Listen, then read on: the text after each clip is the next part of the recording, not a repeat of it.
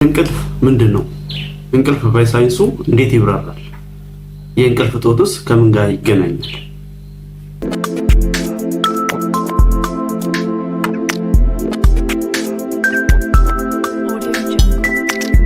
ሰላም የንቃተ ጤና ቤተሰቦች እንዴት ናችሁ? እንደምን ቆይታችኋል? ዛሬም እንግዲህ እንደተለመደው አንድ ጤና ነክ መረጃ ይዤ ወደ እናንተ ተመልሻለሁ። ዛሬ የምናየው ስለ እንቅልፍ ነው። እንቅልፍ በሳይንሱ እንዴት ነው የሚታየው? እንዴት ነው የሚብራራው? በእንቅልፍ ሰዓት በሰውነታችን ውስጥ የሚካሄዱ ነገሮች፣ የሚካሄዱ ተግባራት ምንድን ናቸው? ምን ይመስላሉ? የሚለውን አብረን የምናየው ይሆናል። እስከ መጨረሻው ድረስ ቪዲዮውን ተመልከቱት። ሙሉ መረጃውንም አገኙ ልላችሁ እወዳለሁ። አዲስ ከሆናችሁ ደግሞ ሰብስክራይብ አድርጉ፣ እንዲሁም ሼር በማድረግ ለሌሎች አድርሱ። እስከ መጨረሻው ድረስ አብራችሁን ቆዩ። እንግዲህ እንቅልፍ በሳይንሱ እንዴት ይታያል ከሚለው እንጀምራለን። እንዴት ነው ሳይንስ እንቅልፍን የሚያብራራው ስንል እንግዲህ እንቅልፍ እጅግ በጣም ውስብስብ የሆነ የስነ ህይወት ወይንም ባዮሎጂካል ተግባር ነው። በሰውነታችን ውስጥ የሚካሄድ ሁልጊዜ በየቀኑ ሰውነታችን ራሱን የሚያድስበት፣ የቆሰሉ ወይንም የተጎዱ የአካል ክፍሎችን የሚጠግንበት፣ እንዲሁም የተለያዩ ሰውነታችን የሚያመርታቸውን ቆሻሻዎች የሚያስወግድበት እጅግ ወሳኝ የህይወት አካል ነው እንቅልፍ ማለት ነው። ስለዚህ እንቅልፍ በዋነኝነት በሳይንሱ የሚብራራው ምንድነው? ከሜላቶኒን ከሚባል ሆርሞን ጋር የተገናኘ ነው። ከአእምሯችን ውስጥ የምትገኝ ፒኒያል ግላንድ ወይም ፒኒያል የምትባል እጢ ያለች።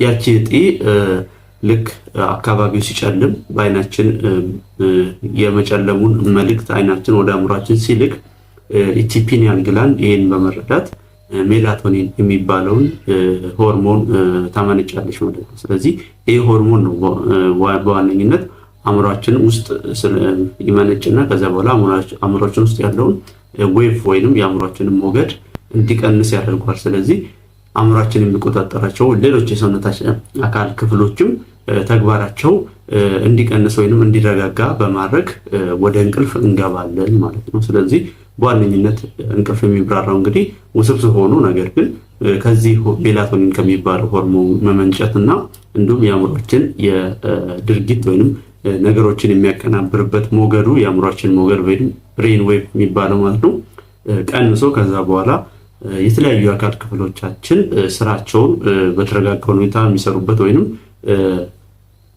የተረጋጋ ስራቸው ከተፋጠነው ይልቅ የሚቀንስበት ሂደት ነው የእንቅልፍ ተብሎ በሳይንሱ የሚብራራው ማለት ነው። ስለዚህ እንዴት ነው የእንቅልፍ ፕሮሰስ ወይንም የእንቅልፍ ሂደቱ እንዴት ነው? አንድ ሰው እንቅልፍ የሚይዘው እንዴት ነው ሂደቱ እንዴት የሚለው ስነ የመጀመሪያ የሚከሰተው የአእምሯችን ሞገድ ይቀንሳል። በአእምሯችን እንግዲህ የተለያዩ ሀሳቦች ሲዘዋወሩ፣ የተለያዩ ድርጊቶች ሲደረጉ አእምሯችን የተለያዩ የሰውነታችን ክፍሎች የሚሰሩትን ስራ ሲቆጣጠር አእምሯችን ውስጥ የሚዘዋወር ሞገድ አለ ወይንም ዌቭ አለ። እንግዲህ በእንቅልፍ ሰዓት ይሄ ሞገድ ይቀንሳል ማለት ነው።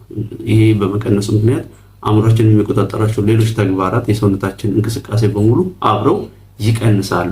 ሁለተኛው ደግሞ የልብ ምትና አተነፋፈስም ይቀንሳል። ልባችን ምት ትቀንሳለች።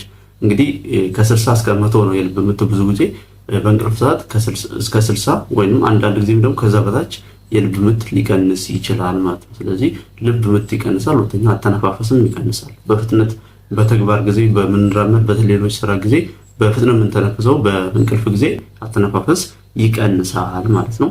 ስለዚህ ሌላው ደግሞ ከጡንቻ ጋር የተገናኘ ነው። ጡንቻዎቻችን ይዘረጋጋሉ ወይንም ምን ያደርጋሉ? ስትሬች ያደርጋሉ፣ ይፍታታሉ ማለት ነው። በእንቅልፍ ጊዜ አእምሯችን ውስጥ የሚከሰተው ዌቭ ወይንም ሞገድ በሚቀንስበት ጊዜ ከዛ ጋር የተገናኘ የተለያዩ የአካላችን ክፍሎችም ምን ይሆናሉ? ስራቸው ረጋ ይላል ወይንም ይቀንሳል ማለት ነው። ከዛ በኋላ ወደ እንቅልፍ እንሄዳለን። እንቅልፍ እንግዲህ ደረጃዎች አሉት። አልፋ፣ ቤታ፣ ዴልታ እስከሚባሉ ድረስ ብዙ ደረጃዎች አሉት። ከመንቃትና አለመንቃት መሃል ጀምሮ ጥልቅ እስከሆነው እስከ እንቅልፍ ወይም ህልም እስከሚታይበት ጥልቅ የሆነው የእንቅልፍ ደረጃ ድረስ እንቅልፍ ይተኛል ማለት ነው። አንድ ሰው በእንቅልፍ በሚተኛበት ጊዜ ማለት ነው። ስለዚህ በዋነኝነት ፕሮሰሱ ወይም ሂደቱ ይሄን ይመስላል ማለት ነው። ሌላው ደግሞ በእንቅልፍ ሰዓት በሰውነታችን ውስጥ ምንድን ነው የሚካሄደው የሚለውን ነው የምናየው። በእንቅልፍ ሰዓት እንግዲህ የተለያዩ ነገሮች ይካሄዳሉ በሰውነታችን ውስጥ ተኛን ማለት እኛ ራሳችን አናውቅም ማለት ሰውነታችን ምንም አይሰራም ዝም ይላል ማለት አይደለም። ምክንያቱም እነኚህ ልብ ምትም ሌላው አካል ስራቸው ቢቀንስም ተግባራቸውን ቢቀንሱም ማቆም ግን አይችሉም። ካቆሙ ወደ ሞት ስለምንዳረግ ማለት ነው። ስለዚህ ምንድነው የሚካሄደው በእንቅልፍ ሰዓት ካልን የመጀመሪያው ከአእምሮ ጋር የተገናኘ ነው። አእምሮአችን የተለያዩ ቀን ላይ ከእንቅልፍ ሰዓት በፊት ወይም ባለው ሰዓት ውስጥ ያደረግናቸውን ወይም የተቀበላቸውን በጆሮአችን፣ በአፍንጫችን፣ በአይናችን የተቀበላቸውን የተለያዩ መረጃዎች ምን ያደርጋል? ያቀናጃል፣ አሬንጅ ያደርጋል ማለት ነው። ስለዚህ ቀን ላይ የሰራ ነው ይሄንበት ያነጋገርንባቸው ሰው የተለያዩ ወደ አእምሮአችን የገባው መረጃ ይሰድራል ወይንም ምን ያደርጋል? አሬንጅ ያደርጋል፣ ያቀናጃል ማለት ነው። በእንቅልፍ ሰዓት ይሄ የሚከናወነው ማለት ነው። ሁለተኛው ደግሞ ሆርሞን ያመነጫል። በዋነኝነትም ሂውማን ግሮዝ ሆርሞን የእድገት ሆርሞን ግሮዝ ሆርሞን የሚባለው ሆርሞን ያመነጫል። ይሄ ሆርሞን ደግሞ ለሰውነታችን ውስጥ የተለያዩ ጉዳቱ ከደረሱ ለመጠገን ለጥገና ያገለግላል ማለት ነው። የተጎዳ አካልን ለመጠገን ቁመት ይጨምራል፣ የጡንቻ እድገትን ይጨምራል። ስለዚህ በእንቅልፍ ሰዓት ነው ይሄ ሆርሞን የሚመነጨው ማለት ነው። ሌላው ደግሞ የተጎዱ የአካል ክፍሎቻችን ጥገና ያደርጋል የአእምሮአችን ወይም አካላችን ማለት ነው። አካላችን ውስጥ የተካሄዱ የተለያዩ ጉዳቶች ካሉ የተከሰቱ ጉዳቶች ካሉ የሚጠገኑት ምንድነው? በእንቅልፍ ሰዓታችን ነው። ስለዚህ እንቅልፍ እጅግ ወሳኝ ነው ማለት ነው። እንዲሁም ሌላው ደግሞ ቆሻሻዎች ይወገዳሉ በአእምሮአችን በተለያዩ ሁኔታዎች በጭንቅላታችን የሚሆናል በተለያዩ የሰውነት ክፍል ውስጥ የተፈጠሩ ቆሻሻዎች የሚወገዱት በእንቅልፍ ነው። እንግዲህ ቆሻሻው በሽንት መልክ፣ በሰገራ መልክ፣ በላብ በተለያየ መልኩ ሊወገድ ይችላል። በዋነኝነት አካላችን እንግዲህ እነኚህን ተግባራት ቆሻሻን ከሰውነት የማስወገድ ተግባራት የሚያከናውነው በእንቅልፍ ሰዓት ነው ማለት ነው። ስለዚህ እነኚህ በዋነኝነት የሚከሰቱ የሚደረጉ ነገሮች ናቸው ማለት ነው። ስለዚህ እንቅልፍ እጅግ ወሳኝ ነገር ነው ማለት ነው። ስለዚህ እንቅልፍ እጦት ብዙ ነገር ሊያጓድልብን ይችላል። በቀጣይ እንቅልፍ እጦት ወይንም ራሱ የእንቅልፍ እጦት ራሱን የቻለ በሽታ ነው። ኢንሶምኒያ ይባላል በሳይንሱ ማለት ነው። ስለዚህ ስለ ኢንሶምኒያ ወይንም ስለ እንቅልፍ እጦት በሽታ ቀጣይ ቪዲዮ ሰራላችኋለሁ። ነገር ግን ዛሬ እጅግ ወሳኝ ስለሆነ ስለ እንቅልፍ ነው መረጃውን ላደርስላችሁ የምሞክረው ማለት ነው። ስለዚህ እንቅልፍ እጅግ ወሳኝ ተግባር የሚከናወንበት ለህይወት እጅግ በጣም አስፈላጊ ከሆኑ ተግባራት ውስጥ አንዱ ነው። ምግብና ውሃ እንደሚያስፈልገን ሁሉ እንቅልፍም በሰው ልጅ ለህይወት ለመኖር እጅግ በጣም አስፈላጊ ነው ማለት ነው። ስለዚህ እንቅልፍ ሰው በየቀኑ ማግኘት አለበት። በሳይንሱ ቢያንስ በየቀኑ ሰው ከ7 እስከ 9 ሰዓትን በእንቅልፍ ማሳለፍ አለበት፣ ወይንም ከ7 እስከ 9 ሰዓት እንቅልፍ ማግኘት ይኖርብናል ተብሎ ይታሰባል። እነኚህ አስፈላጊ ተግባራት በእንቅልፍ ሰዓት ስለሚከናወኑ በቂ እንቅልፍ ያላገኘ ሰው ለተለያዩ በሽታዎች የመዳረግ እድሉ በጣም ከፍ ይላል ማለት ነው። ስለዚህ አንዳንድ አሃዛዊ መረጃዎችን ለማግኘት እንግዲህ ሰው ልጅ በየቀኑ መተኛት አለበት። ነገር ግን በአንዳንድ ሁኔታዎች ሰው ላይተኛ ይችላል፣ የእንቅልፍ ጊዜውን ሊያሳልፍ ይችላል እና ረጅሙ እንግዲህ ዓለማችን ላይ ሰው ልጅ እስካሁን በታወቀው ማለት ነው በተጣራም በተረጋገጠ መረጃ ረጅሙ ሰው ልጅ ሳይተኛ የቆየበት ጊዜ ወደ 264 ሰዓታት ወይንም 11 ቀናት ናቸው። እስካሁን ድረስ 11 ቀን ነው ረጅሙ የሰው ልጅ ሳይተኛ የቆየበት ማለት ነው። እንቅልፍ ካጣን ምን ይከሰታል የሚለው ነገር ደግሞ ስናይ የመጀመሪያው ምንድነው? አእምሮአችን እንግዲህ እንዳልኳችሁ የመረጃ መዛባት ያጋጥመዋል። ያ ማለት ቀን ላይ አእምሮአችን የተሰበሰበውን መረጃ የሚሰድረው ወይንም አሬንጅ የሚያደርገው የሚያስተካክልና የሚያስቀምጠው በእንቅልፍ ሰዓት ስለሆነ ሰው እንቅልፍ ካላገኘ ምንድነው የመረጃዎች መደባለቅ በአእምሮአችን ይከሰታል ማለት። ስለዚህ የሆነ ቦታ የሰማነውን ከሆነ ቦታ ጋር መቀላቀል የመረጃዎች መደባለቅ ይከሰታል። ሁለተኛው ደግሞ የኢሚዩኒታችን ወይንም የሰውነት በሽታ የመከላከል አቅማችን በጣም ይወርዳል ማለት ነው። ምክንያቱም የተለያዩ የሰውነት መከላከያ ሴሎቻችን የሚመረቱት ወደ የተለያየ የሰውነታችን ክፍል ተሰራጭተው ዝግጁ ሆነው የሚጠብቁት በእንቅልፍ ሰዓት ስለሆነ ኢሚዩኒታችን ወይንም የሰውነት የበሽታ መከላከል አቅማችን በጣም ይወርዳል፣ ይደክማል። ስለዚህ እንቅልፍ ካጣን ለተለያዩ በሽታ ልንጋለጥ እንችላለን ማለት ነው። እንዲሁም ጉዳት በሰውነታችን የተከሰተ ጉዳት ሊሆን ይችላል። እሱም ቶሎ እንዳይጠገን ቶሎ እንዳናገግም ሊሆን ይችላል። ምክንያቱም ሰውነታችን በእንቅልፍ ሰዓት ነው እነኚህ ጉዳት ሰውነታችን ውስጥ የተከሰተ የተኛውን አደጋ ወይንም ጉዳት የሚጠግነው በእንቅልፍ ሰዓት ስለሆነ እንቅልፍ ማጣት ደግሞ የተለያየ ሰውነታችን ውስጥ የተደረገ ጉዳት ካለ እሱ እንዳይጠገን እንዲባባስ ሊያደርግብን ይችላል። ስለዚህ ሰው ቢያንስ ከ3 እስከ 4 ቀን ምንም እንቅልፍ ካልተኛ ምን ማድረግ ይጀምራል? ሃሉሲኔት ወይንም መቀባጀር ይጀምራል።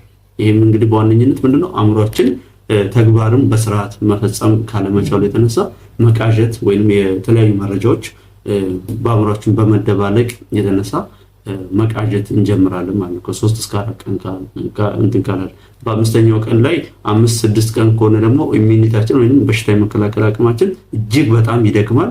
በዚህ ጊዜ ትንሽ በሽታ ጉንፋንም ሊሆን ይችላል፣ ከባድ ጉዳት ሊያደርስብን ይችላል። ስለዚህ እንቅልፍ እጅግ ወሳኝ ነው። እንደ ምግብ እንደ መጠጥ ሁሉ እንቅልፍም ለሰው ልጅ ለመኖር እጅግ ወሳኝ ከሆኑ ነገሮች አንዱ ነው ማለት ነው። በቂ እንቅልፍ በተቻለ መጠን ሁላችንም ልናገኝ ይገባናል ማለት ነው። እንዲሁም ደግሞ ከእንቅልፍ በፊት ማድረግ ያለብን የሌለብን ነገሮችን ለማየት ያክል ከእንቅልፍ በፊት ማድረግ የሌለብን ነገሮች ዋነኝነት ይሄ ሶሻል ሚዲያ ወይም ስልክ፣ ቲቪ የመሳሰሉትን ባንጠቀም ይመከራል።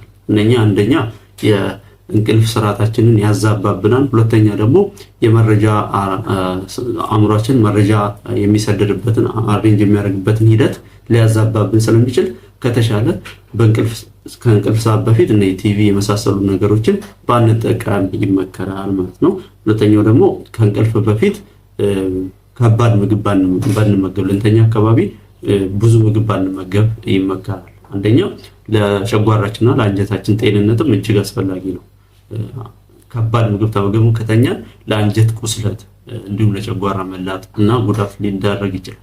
ሁለተኛውና ዋናው ደግሞ በእንቅልፍ ሰዓት የሚመነጨው የሂውማን ግሮዝ ሆርሞን ወይንም የእድገት ሆርሞን ምግብ በጣም ተመግበንና ሰውነታችን ውስጥ ብዙ ግሉኮስ ወይም ብዙ ስኳር ካለ ይሄ ሂውማን ግሮዝ ሆርሞን የሚባለው ላይመነጭ ይችላል ማለት ነው። እሱ ካለ ምግብ በሰውነታችን ውስጥ ስኳር መጠናችን ከፍተኛ ከሆነ ይሄ ሆርሞን አይመነጭም። ይሄ ሆርሞን አልመነጭም ማለት ደግሞ ከፍተኛ ጉዳት ሊያደርስብን ይችላል። ምክንያቱም ይሄ ሆርሞን ነው ከአእምሯችን ወይንም ጭንቅላት ነው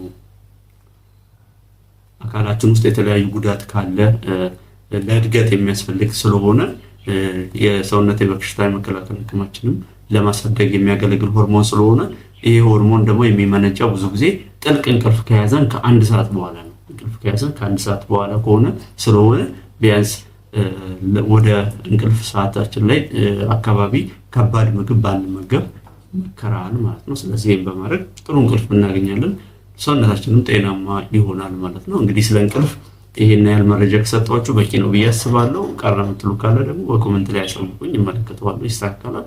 አዲስ ከሆናችሁ ሰብስክራይብ በማድረግ የንቃተ ጤና ቤተሰብ ሁኑ። እንዲሁም ሌሎች መረጃዎች እንዲደርሷችሁ የደወል ምልክቱን ተጫኑ። ሼር እና ላይክም እንዳይረሳ። ቀጣይ ደግሞ ሌላ ጤና መረጃን ይዤ እመለሳለሁ። እስከዚያው ድረስ ቸር ሰንብቱ።